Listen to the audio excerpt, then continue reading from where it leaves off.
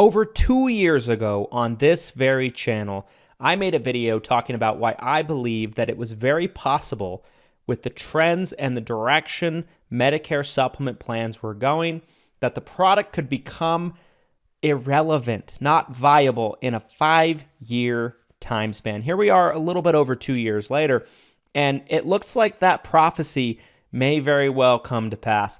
My name is Christian Brindle. I own an insurance agency and insurance conglomerate called Everything Senior Insurance. Also owns Lead Heroes, Hire Heroes, 7-Figure Medicare Summit, 7-Figure Medicare Training. We are an FMO. We're an internal agency, and we have our fingers dipped really deeply into the Medicare market. We're paying very close attention to it at all times and providing you, the agents, lots of updated things and trends that you need to be made aware of, for lack of a better phrase. So here was my argument about Medicare supplement plans, right?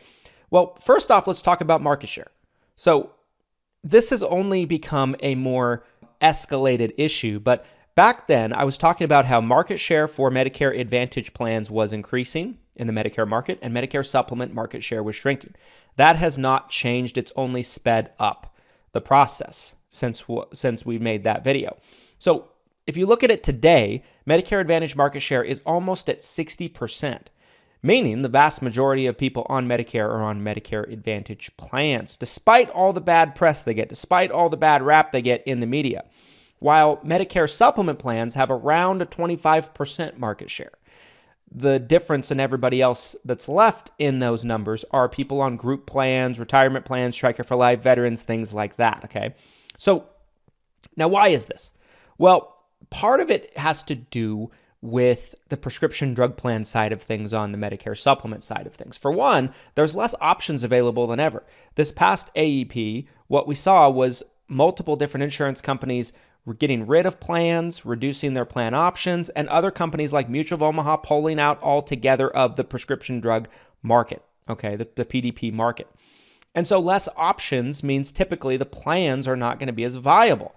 Now, CMS stepped in right before AEP, provided a lot of subsidies and funding to carriers that agreed to limit the changes to a certain extent, but that's temporary. It's only a Band-Aid. That's only going to last for so long, okay?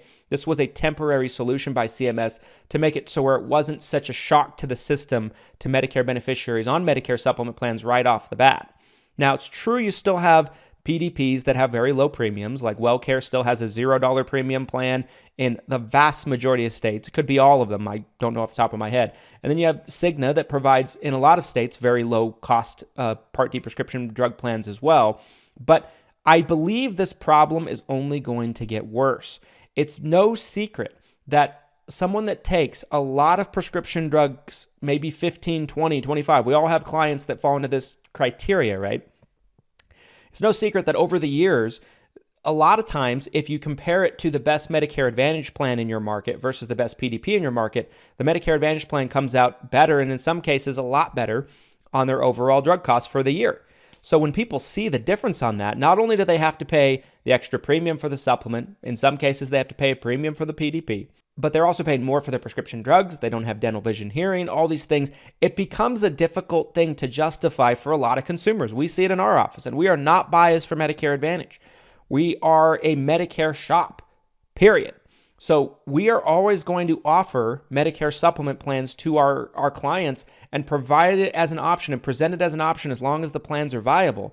But the truth is, what we see is most clients come to the conclusion on their own that they're just not as viable when you look at the overall numbers, and prescription drug coverage is a big part of that. And I believe that's going to continue to accentuate. Medicare Advantage plans took a bit of a hit last year during AEP for a lot of different reasons, right? They were impacted by the Inflation Reduction Act just like anything else. They saw a limited amount of increase in their funding due to inflation, which hurt them, right? So the profitability was starting to shrink. You started seeing non-commissionable plans. You saw a record high 2 million people have their plans terminated across the country. And you saw benefits take a nosedive all over the nation, right? So Medicare Advantage plans definitely had a little bit of a rough AEP, but then CMS comes out on April 7th and announces they are increasing the funding by $25 billion, almost double what they did the year before. And you can only expect that is going to see a resurgence in Medicare Advantage benefits, okay? Not to mention the elephant in the room that we haven't even talked about yet, Medicare supplement premiums shooting up all over the country. You've been told by some people that, oh, Plan N is the salvation. Plan N is the future. But Plan N with some carriers are seeing 15, 20, 25, 30% rate increases. In Michigan, some carriers are seeing 35 to 40% rate increases, okay? This is not viable. This is not sustainable, and I believe it's only going to get worse as you see more and more states adopt birthday rules. Typically, when you see a state do a birthday rule program, it means that all people on Medicare supplements see their rates go up. You've had states like Virginia adopt birthday rule, Kentucky adopt birthday rule. As of late, Utah, my home state, has adopted a birthday rule of sorts, although it's different than a lot of other states. But you're seeing more and more states go the birthday rule route, and I believe eventually you might see the majority of states be birthday rule states. Now, if you look at states that are birthday rule now, states like California, states like Idaho, especially states like Idaho or Colorado that have recently, in the past 3 to 5 years, adopted birthday rule, what has happened to their rates? Well, the rates go up. Why? Because every year anybody can change to a new plan, and the insurance companies can't ask them health questions, can't underwrite them, so they have to accept people with cancer, kidney dialysis, all types of chronic diseases. And so to make up for that, you see the premiums shoot up for existing members, for new members across the board. So if Medicare Advantage plans are getting better and Medicare supplements are getting more expensive, the coverage isn't any better on the Medicare supplement plans, and long-term the PDPs are going to get worse, what's the overall conclusion we're coming to here, guys? It looks like what I said almost 2.5 years ago on this channel might just come true.